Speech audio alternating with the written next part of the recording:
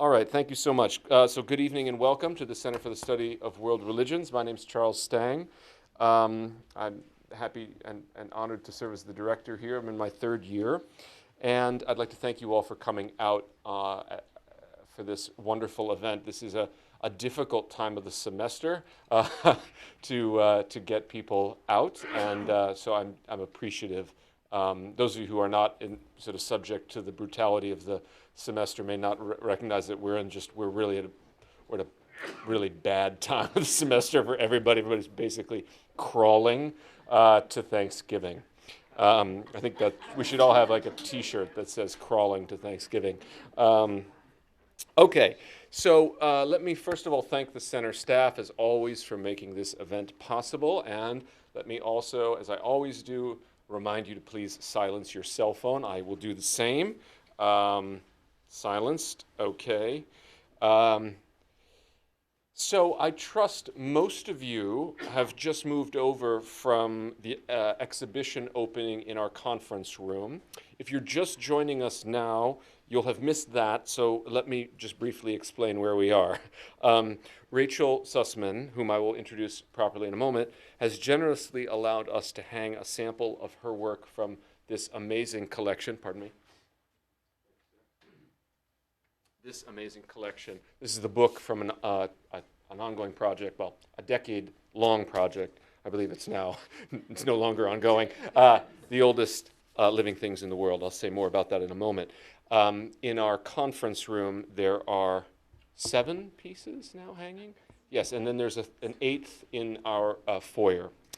So if you missed the exhibition, I welcome you to visit the conference room on a different day or a different evening, and because there's another group meeting in the conference room this evening at 7:30, so I'm afraid that was your opportunity to see it today. But it will be hanging for some time. We haven't exactly figured out for how long yet, but we'll figure that over dinner. Okay, I have the distinct honor and pleasure of welcoming Rachel Sussman again. I welcomed her very briefly in the other room, but this is the proper introduction for her lecture, All the Time in the World, An Artist's Awakening with Ayahuasca. Rachel's exhibition and lecture falls into one of the center's ongoing series entitled Matter and Spirit, Ecology and the Non-Human Turn. So I know many of you have been here for lectures in that series, so forgive me because I'm going to read something you've heard many times, but I feel as if almost liturgically I want to repeat it to orient us all to its themes. Then I will introduce Rachel in earnest. So this is the series, Matter and Spirit. Recent work in the humanities and the social sciences has generated new interest in the age-old question of the relationship between matter and spirit and its relevance for the environmental crisis we now face. On the one hand, quote-unquote vibrant materialists, such as the political theorist Jane Bennett, ask us to revise our view of matter as an inert object we manipulate, and invite us to think instead of the vibrancy of non-human and allegedly inanimate things, that is, their agency and creativity.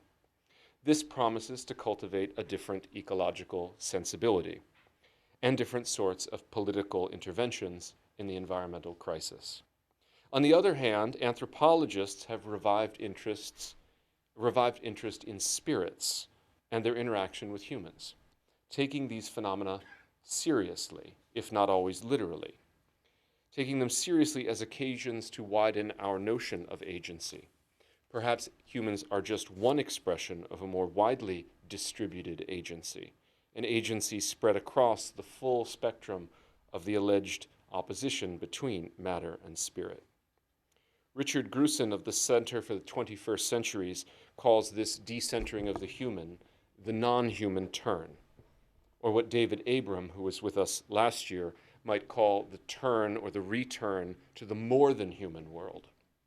Could it be that by shifting our focus away from the human to the more than human world, we might actually summon an ecological imagination that better safeguards humans precisely by displacing them from the center of all inquiry?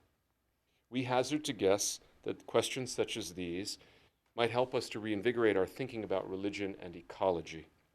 What can these fields of inquiry teach religious studies about cultivating an ecological imagination and a potent activism, and what can religious studies in turn contribute to these efforts. So I met Rachel last year here in Cambridge, across campus, as part of a Radcliffe exploratory seminar on the theme of Apocalypse Now, Time, Ethics, and Eschatology, led by my colleagues Giovanni Bazzana. Where's Giovanni? Did he already leave? He left. He was at the exhibition. He's looking after Beniamino. And Evander Price. Evander just walked in. There he is. He's sitting down. Okay. These two are really responsible for bringing Rachel to my attention, and I'm deeply grateful for them. The seminar that they led was an exploration, in their words, of the frightening realization that the end of the world may not be as distant as it once seemed. Some have gone so far as to claim that the apocalypse has already happened. We just haven't quite noticed it yet. These apocalyptic anxieties are nothing new, yet they have assumed a newfound urgency in recent years. For many of us, it seems, the future is, astoundingly, now. This renewed interest in the end raises several urgent questions. Just how much future is there? When and where does the future end? And how does that measurement shape our actions in the present? That last question about measurement is where Rachel and her critically acclaimed decade-long project, The Oldest Living Things in the World, comes into view.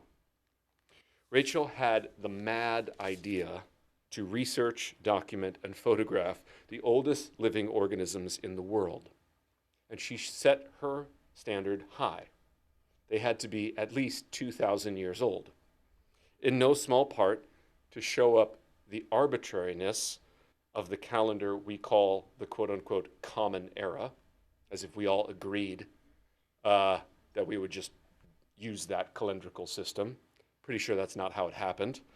And also shows up the presumption that we humans are at the center of time, that we're somehow the centerpiece organism on this island home of ours. Some of the elders documented in these books are towering sentinels, such as California's sequoias. Some are vast networks underfoot, such as the honey mushroom in Oregon, whose exact size is unknown and can only be glimpsed best from the air, from the trees that it claims as its victims, as its food. That humongous fungus has the distinction, I owe that to Rachel, that humongous fungus has the distinction of being the only predator to have made it into this exclusive club of oldest living things. Some of these elders look to outlast us easily. Others feel oddly vulnerable. 2 have died in the last 5 years, including a pond cypress in Florida nicknamed the Senator, who had lived to a ripe old age of 3,500 years, until a group of kids in their 20s, high on meth, snuck into the park, which was the senator's home, lit matches in its hollow trunk to, quote, see the drugs better. When the senator went up in flames, it became a pillar of fire, although guiding whom, where, I do not know. I cannot recommend this book highly enough. It's been my sort of meditation guide the past week. It's a deep meditation on the more than human world, on deep time and our place in it, and on the endurance and fragility of life. All right, who is Rachel Sussman, such that she produced this astonishing work? Well, she's quite obviously a wildly accomplished artist and author. She's also a Guggenheim and MacDowell Colony Fellow and a 2-time TED speaker. For the past 5 years, she's been deepening her investigation of personal and cosmic time, being, and consciousness, fostered by a spiritual awakening ignited by shamanic medicine practices. And it is this more recent journey that she will be sharing this evening. Her physical, intellectual, and spiritual journey around the world and through time-space from the New York Times best-selling book to newer mind-expanding works incubated at NASA and SETI, and for the first time in public at least, to her spiritual awakening and transformation through a relationship with ayahuasca. It is such a privilege and a pleasure to have you here. Please join me in welcoming Rachel to the center. Thank you. Wow, I don't know if I can follow that introduction. It was so beautiful. So thank you all so much for being here tonight. It's a really funny thing for me to be speaking here at the Harvard Divinity School, in part because up until about 4 years ago, if you asked me, I would tell you unequivocally that I was an atheist. I also would have told you up until 4 years ago that I had never ingested an illicit substance before. And those two changed on the exact same date. I'm going to be sharing with you the visuals you'll be seeing are my art projects. We'll start with some of the oldest living things and move into some other places. And I'm just going to weave in some much more personal background than I ever have. As Charlie mentioned, this is the first time I'm speaking publicly about ayahuasca, shamanic medicine, this sort of thing. So I'm a little nervous, but also really excited to share this. I think it's a really critical time that we be having this conversation, given the state of the planet right now. I didn't ask, but I think there'll be time for Q&A afterwards. So if you do have questions, please let me know. That's my favorite part of the lecture. So without further ado. So I started photographing at a really young age. I think I took this photograph when I was around 10. So I grew up in a pretty abusive family, pretty rough childhood, and nature was one of the first things that I really connected with. It really was, without knowing, it became a guiding force for me. And so early on, I was making photographs. You can see one that I made as an adult. Kind of sort of see the artistic development. This image is called Clearing. This isn't an oldest living thing. I was doing a series of works which I really began when I was an undergrad, and I had started reading about philosophy. And for me, I'd grown up in a family where religion wasn't part of our household. I'm Jewish. My mother's side of the family are Holocaust survivors. There's a lot of trauma on both sides of my family. And to me, being an atheist just made sense. I also have a memory from a young age where I thought, well, I don't believe in God, but if God exists, he totally doesn't care that I don't believe in him. And so I later found out that was true. So at any rate, when I was an undergrad, I started reading about philosophy. I read about the natural sublime. And I was like, oh my goodness, all of a sudden somebody was speaking a language that I understood. And it was the first time I got this spark that I wasn't alone. And so it was still very early on in my journey in this sense. This photograph was made in Japan in 2004. I had just finished an artist residency. I just got a new camera. This is medium format, 6:7 film camera. And, I was exploring. One of the things that was always interesting to me was putting myself in a place where I was in unfamiliar surroundings so that it would just help to open my eyes more, to understand more. I was also really hungry for some kind of project that would match the scope of all of the feelings that I had, of everything that I wanted to express and explore. I was always really interested in science as well. That was always something that I appreciated the study and the discipline of it. And just the way that you can share information so easily. That's actually something I'd appreciated about philosophy as well. It almost felt like this scientific way to talk about something that previously was just pure feeling to me. So this tree is called Jomansugi. It's supposedly 7,000 years old, according to legend. That's not actually true. It was 2180 at the time that I photographed it. The Oldest Living Things project for me was something that pushed me outside of my comfort zone again and again and again. from the get-go, I was on a trip on my own. I had no idea where I was going. I just was exploring. And somebody had said, oh, you're interested in nature? Well, you should go visit this ancient tree. And so I made this photograph, and I didn't get the idea for Oldest Living Thing. It's not like I had the epiphany in front of the tree. Like, I made the photograph, came home, and it was actually telling stories about my travels to a friend. This was maybe even a year later, where I got the light bulb went on, and I was like, oh my goodness, I can combine all of the different things that are so important to me. I can make a project that's about nature, that's actually about climate and climate responsibility without hitting you over the head with, it's actually framing it in a positive light as opposed to saying, well, I'm gonna scold you for all the wrong that you've been doing. It included science. I actually ended up doing research to make sure that I was using accurate information. And so I used published scientific research papers to track down the scientists, and then in turn would often travel with them to these different places.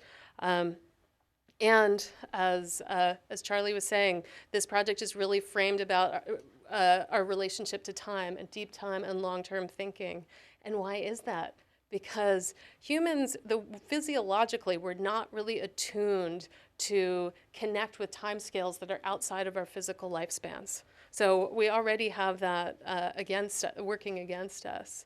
And so this project was meant for me to start to be a touchstone, to start to create an empathetic relationship with these life forms that are outside of our own conception and understanding of time, and to create a personal relationship that you can then reframe your own experience of what your lifetime is.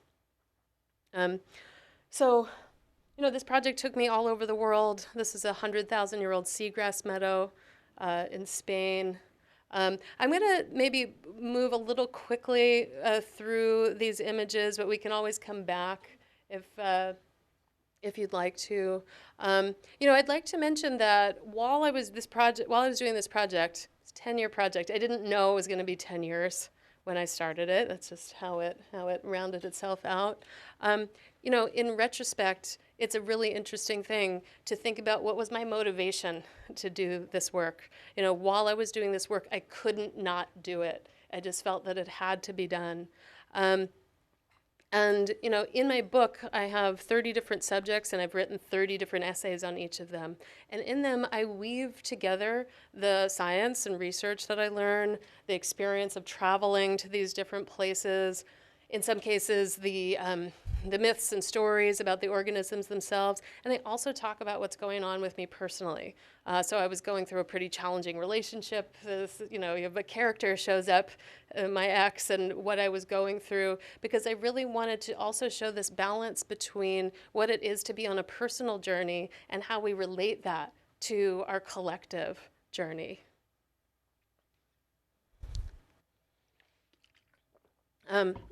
So this is a baobab tree in South Africa. It's around 2,000 years old.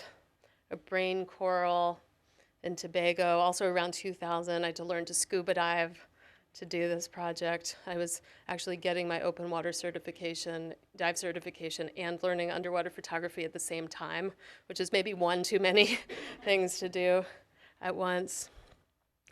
This is the oldest known living thing in the world. It's this is actually an image of a soil sample containing, it's called Siberian actinobacteria, which is between 400,000 and 600,000 years old. And it lives in the permafrost in Siberia. Now, of course, we can sit here today and say, is the permafrost permanent? You know, so there's so many things that, you know, even 5 years ago, certainly 10 years ago, these questions are becoming more and more pressing. So this is a landscape in Greenland. And to me, this is more like those images, the first couple images I showed you, that's more like an emotional and philosophical landscape. So if anything I want to convey to you is this sort of yearning that I had in my work to connect on a spiritual level. I didn't actually know I was on a spiritual journey while I was making this project. It's something that became revealed to me after I completed it. This is some 3,000-year-old lichens, 2,000-year-old primitive conifer in Namibia, and everyone's favorite, the Ureta, the alien life form. That's actually a shrub living in the Atacama Desert in Chile. So, yeah, I'm going to segue a little bit to start talking to you about some of the experiences that I've had. So this is going to be nonlinear. So it's a really interesting as an artist working with time, and then you're going to see some of my other projects that I've done where I'm dealing with even much deeper time than this. And then I had this moment of like, well, maybe time just doesn't exist. So it's a really funny thing to devote your life to something and then have your whole perspective changed. When I had my first plant medicine ceremony, it was, it was a year and a half after my book came out. And I was in yet another relationship and had broken up with, it was quite terrible. It was one of those things of being in a trauma pattern from my childhood, and I really hit an emotional rock bottom. The book was doing great, I was lecturing, and I just felt miserable. I should mention, I was in therapy for decades.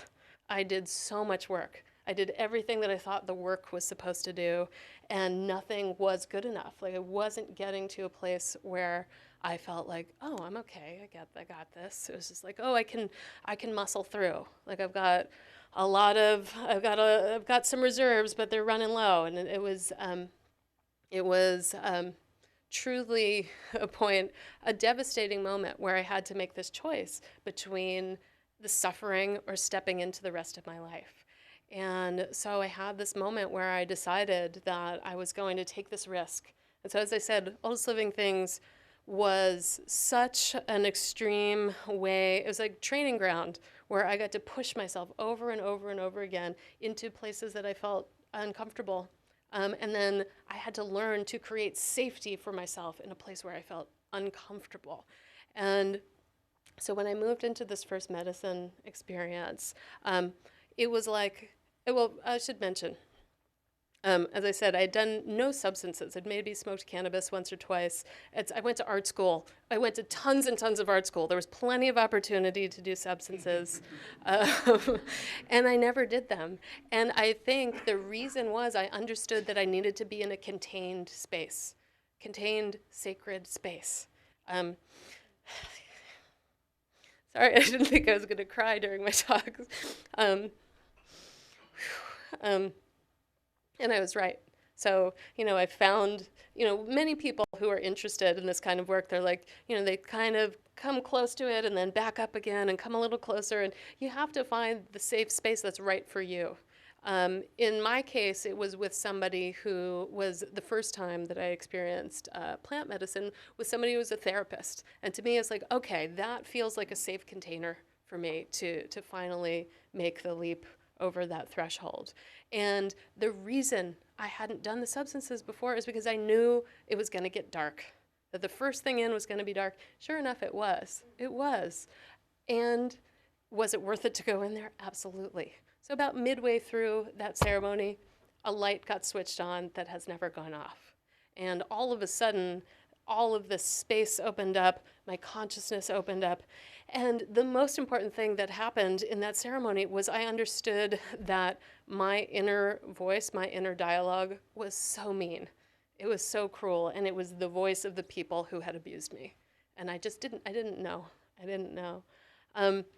So it's really interesting, again, to be here talking about a spiritual journey. For me, my spiritual journey had to begin with healing core wounding.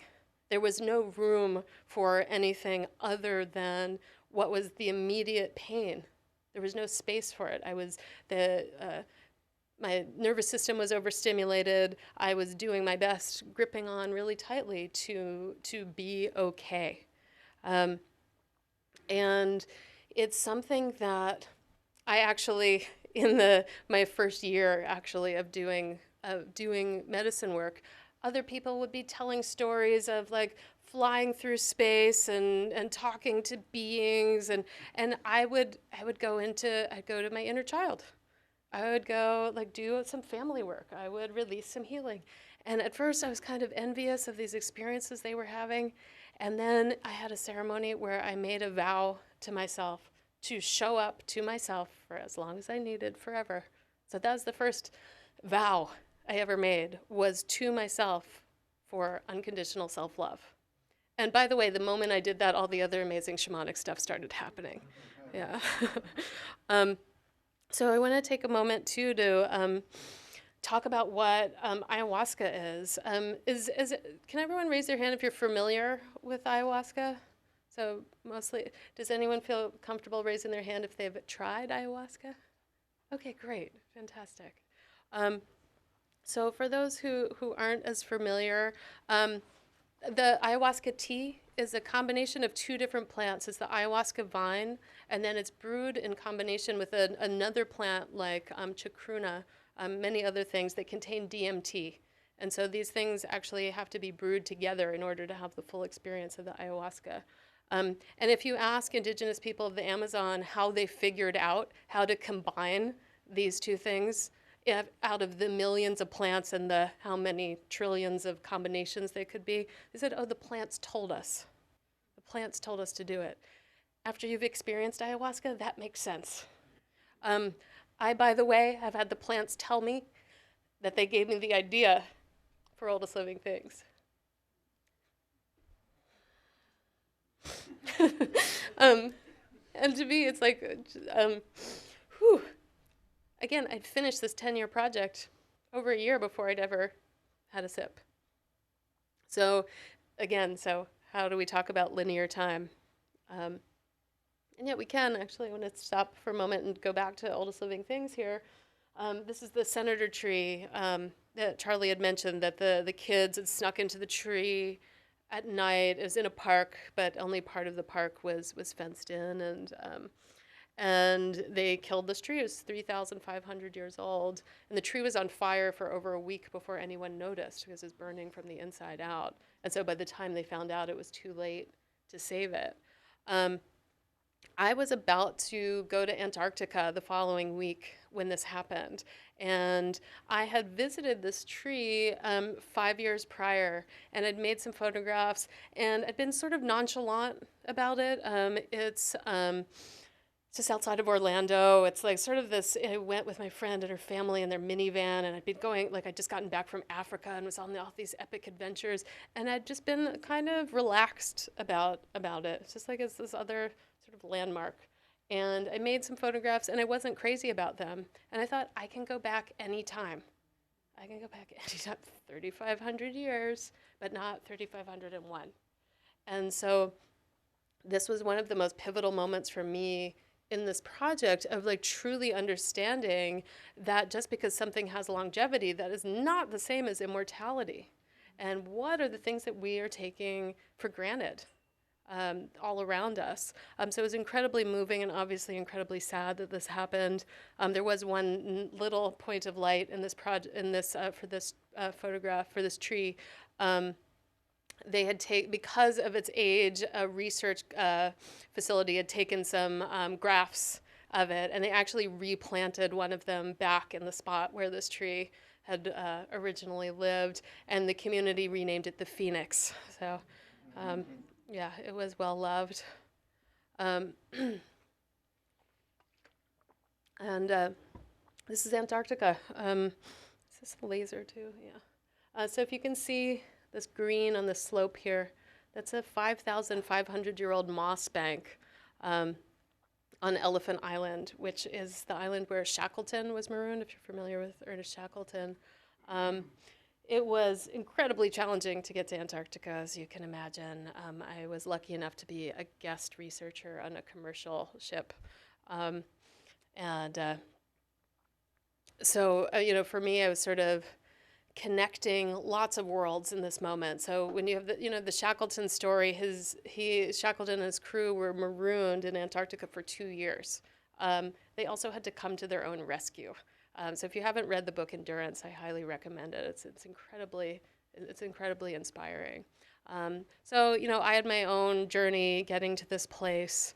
One of the things, thinking about deep time.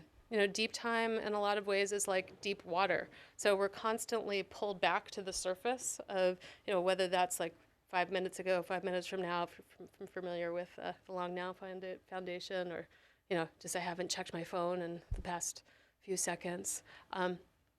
But the more that we get comfortable diving down deep into the deep water, deep into the deep time, then we can start to look around and get curious. And to weave back in this idea about healing, when we're in a place of trauma, we're not in a place of curiosity. You can't be. To put it another way, when your root chakra isn't stable and safe, you can't get to your crown chakra and expect it to be open and balanced, because you might not have shelter. You might not have security. You might not have food security, you name it. We might not all have environmental security given what's happening in the climate right now. So we have the trauma that we need to heal on an individual level, and we have the trauma that we share collectively, like what's happening on the planet right now. This is Shackleton's grave. That's an elephant seal, and there's Shackleton's grave right back there. He's just kind of wedged in there. That's the last photo in the book. I thought it was kind of appropriate. And then, I actually talked about this already, but I just wanted to share a few photos of me on my adventures. This image was made in Antarctica. I forgot to put one in of an image of an X-ray of my wrist. I had gone to Sri Lanka to visit the Sri Maha Bodhi tree, which is one of my favorite stories. I don't really have time to tell it now, but it's a really amazing tree, amazing story. But I fell and broke my wrist on my way there, so I didn't get to see it. Again, I mentioned learning to scuba dive. That's Namibia. It's a lab in Copenhagen where I was photographing that bacteria. You could see my hair peeking out of the mask there. I wasn't doing a very good job of staying sterile. And then end of a dive. So this is me photographing a 13,000-year-old shrub oak in Southern California. So this is a remnant of a time that no longer exists. So this would have been around when mastodons still roamed around Southern California. And so this was thinking about this photograph actually got me thinking about this idea of temporal layering, where we have all of these different time scales existing simultaneously. So you have this organism that's been there for 13,000 years old. You have the click of the shutter of the camera, 60th of a second, 1/25th of a second. And then in between, you have you and me. And so yet all of these time scales converge in this way to share this moment. And again, this was a pre-medicine idea for me, and yet it makes so much sense that we have all of these things converging if we pay attention to them, if we're awake and aware about them.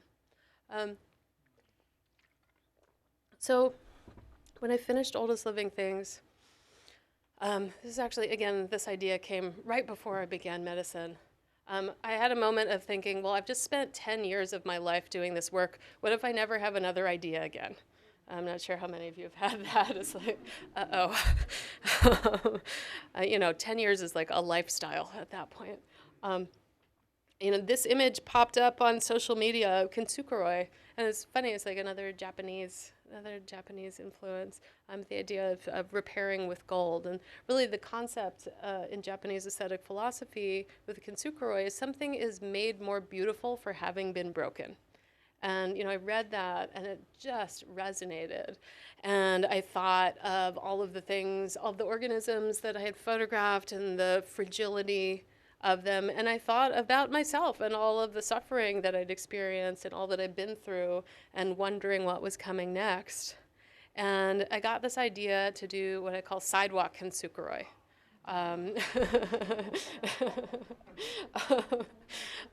So instead of pottery, which the practice is traditionally done in, I was like, well, why not look at all the things that are just around us? So for instance, there's, I had already been making photographs like this, then I just started repairing them. And So some of the work is actually just works on paper where I've painted the gold onto the cracks of photographs that I've made. And then I also have done repairs directly into the ground. So this one's a photo, but I've also done this one. This is at Mass MoCA. So, the idea of Kintsukuroi has come back, and this project has continued to come back to me through the healing process. And of course, why wouldn't it resonate with medicine? This idea of we're more beautiful for having been broken, that we truly need to go through these trials and tribulations to get to the next levels of consciousness. I'll tell you that for me, as I continued to do the work with ayahuasca and as well as some other medicines, I eventually came to a place where I was shown in a ceremony that it was my purpose to come into the suffering that I did so that I would find my way out of it and forge a path through so that others could come through with me.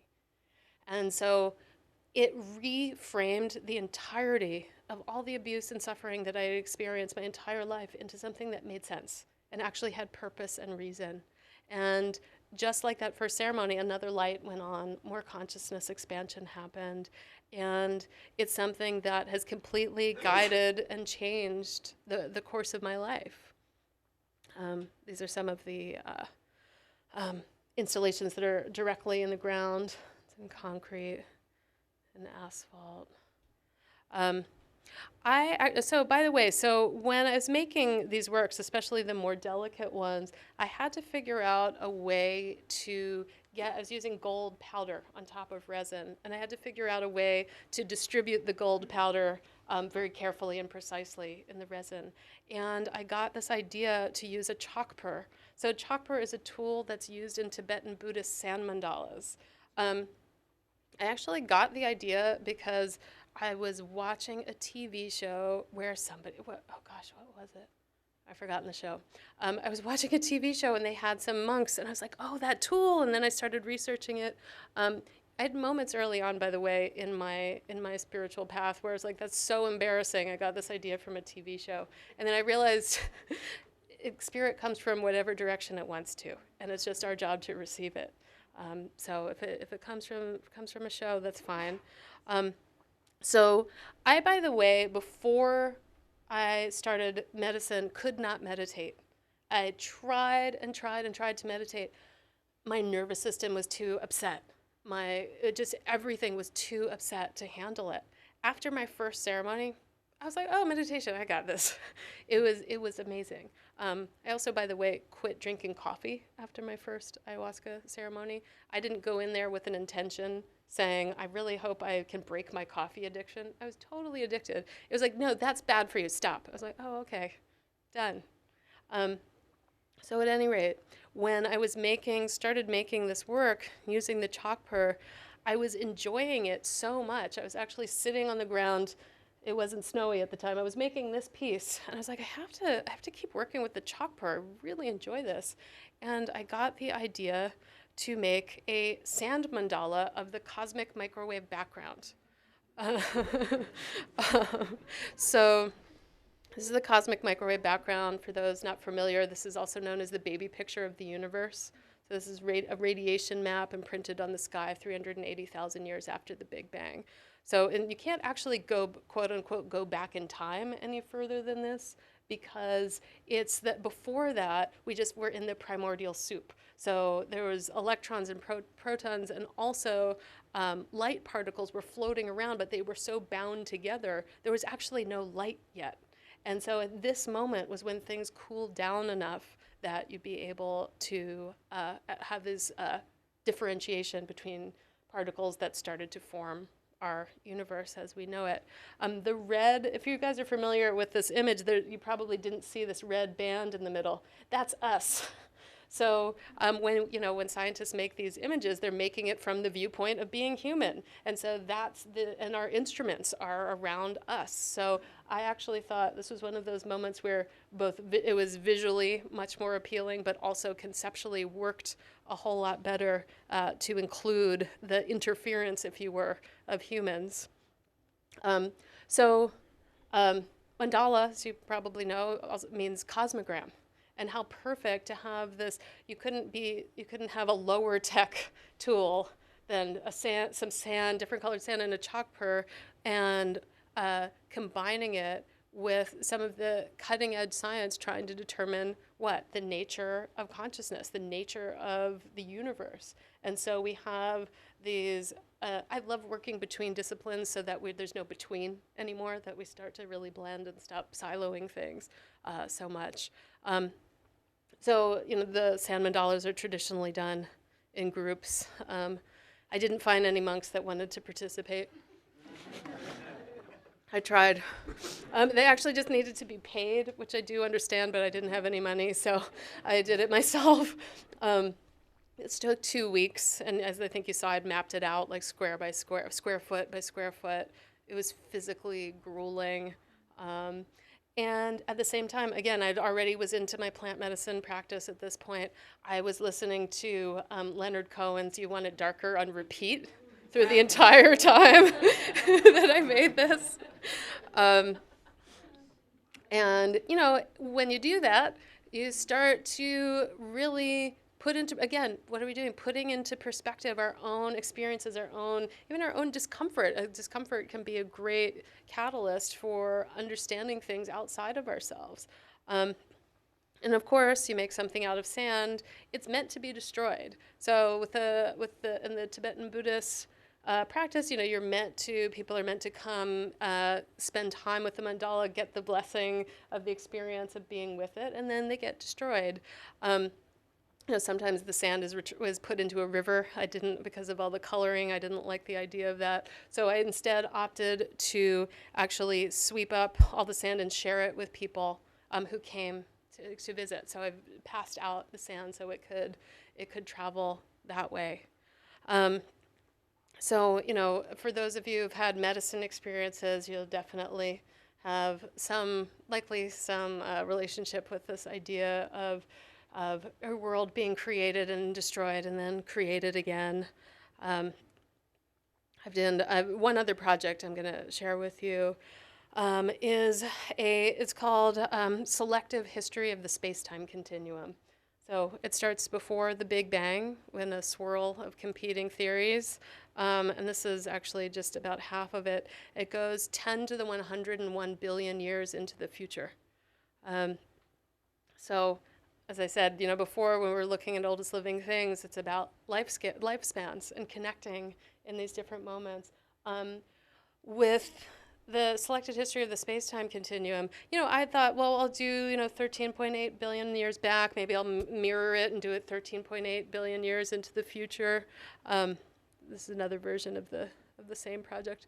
And then I spoke with some cosmologists who shared this theory in astrophysics about, speaking of the apocalypse as well, when the universe will end. And this theory is very compelling. It talks about, like, right now we're in the stelliferous era, meaning we're surrounded by stars, and new stars are still being created.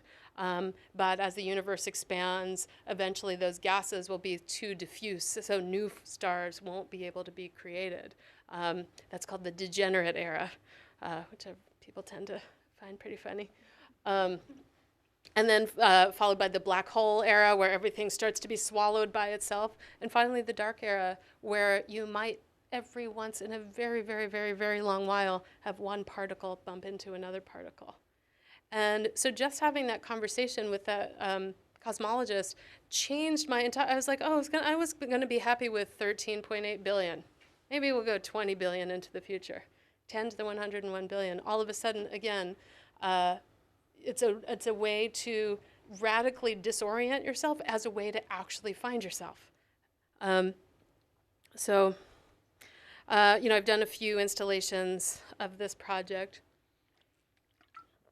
I assume they're going to finish their studies.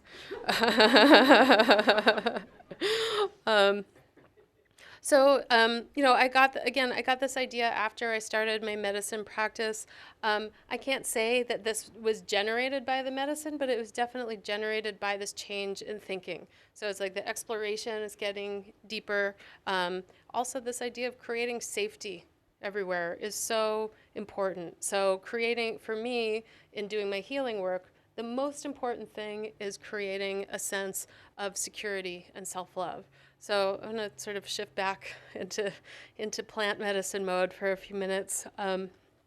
So one of the things when I mentioned from my first ceremony, I understood that my internal dialogue was something that was really unkind. And somebody started talking to me about self-love. I'm like, well, how do you do that? I don't know what that means because I wasn't taught I was lovable.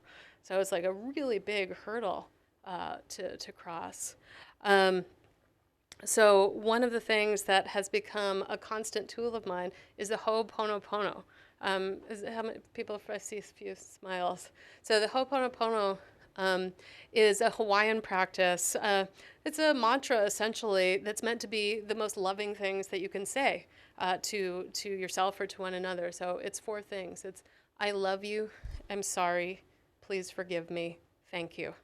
And you can say it to yourself from yourself. You can say it to yourself from anyone. Like say your parent, your dad never said he loved you. You can say, I love you, I love you, I love you, energetically from whomever you would like, and from you to anyone else. And it's something so simple, and yet for me and a number of people that I know has been a huge transformer. And it's something that the medicine is able to help us with in a way that talk therapy never was able to. You could tell me that. You could tell me to be more loving. It didn't make any sense. And the medicine actually had to teach me how to do it. And then it was my job to run with the ball. It's like, okay, here's a tool for you. Are you going to choose to use it? I think we'd said 5 years ago, 4 or 5 years ago, there's no way this many people in the room would have raised their hand when I said, who knows what ayahuasca is. It is coming out of the jungle to meet what is happening, the crisis in the climate, the crisis of spirit that's happening on this planet. I also want to mention, drinking ayahuasca is not for everyone. It can be an incredibly intense experience. I do want to say everybody benefits when people get together to drink. Because it's both a deeply cleansing and healing personal experience, and it's a collective experience for those in the room, and for those that when we, just want to say, when we do our own healing, that means other people don't have to do that for us. We become better citizens, we become better friends, we become better parents and children and spouses. I mentioned in my Oldest Living Things book, I was struggling with this difficult relationship. I actually met my husband in an ayahuasca ceremony. It says Ubandaimi, it's called. It's an Afro-Brazilian syncretic practice. I won't go into that because we could talk about that for a whole hour. But when we met, I was finishing up some work. I had some stuff I was processing. And when I finished it, the medicine said, that guy. And not long after that, it said, you guys have to get married. And he didn't disagree, so it worked out pretty well. But so in some ways, I think of ayahuasca as a matchmaker. But first, the match that it had to make was with myself. And that was the most profound experience I've had in my life. And in the work that's come out, sometimes it was really scary, really hard, really painful. Now, if something painful is uncovered when I'm in a ceremony, I think, oh my gosh, thank you. I am so grateful that something has come up that I can now love and that I can heal. And I didn't have that foundation before. I also mentioned, I told you before, it's like, I was an atheist, I said pretty flippantly. I've now had experiences of channeling like the Egyptian goddess Isis, or the Buddhist deity White Tara, or the Virgin Mary and I had a chat, and and it's something that I never would have guessed. Just as much as I never would have imagined I'd be speaking here about these things with you and talking about something that's both really personal and something that I just want to share with everybody, because I had no idea my life could transform in this way. I look back, another thing, looking back at the oldest living things, in part, I was looking for love. I was like, I'm going to do this work for everybody, and I hope that I'm going to get some love. And that was, and I'm not wrong to have done the project, but I had these places in me that I wasn't able to care for myself. And through the process of doing this really deep emotional work, I can care for myself now. And it's something that I truly believe when, and by the way, the Virgin Mary said this to me also, just take it as you will, that when we do our personal work, when we show up with self-love, that we are on the path, that everything we do falls in line behind that. That when we show up in a place of understanding that we're caring for our innocence, that we're caring for the divinity within ourselves, that we walk from a place of integrity, that we are healing the collective. But you can't do it for someone else first. You have to do it for yourself first. So I always use the airline oxygen mask thing, like put your own oxygen mask on first. Because you pass out, you're not helping anyone. Someone actually has to come help you. What time is it? Is that, how much time do we have left? Well, we have until 7. Oh, okay, so I think I will, is that right? Yeah, 6:45. Okay, so I'm just gonna close there. That's my husband, he's right there. So I'm just gonna close it there, and I would love to take any questions that you have about organisms or entities or anything you want. Virgin Mary, thank you.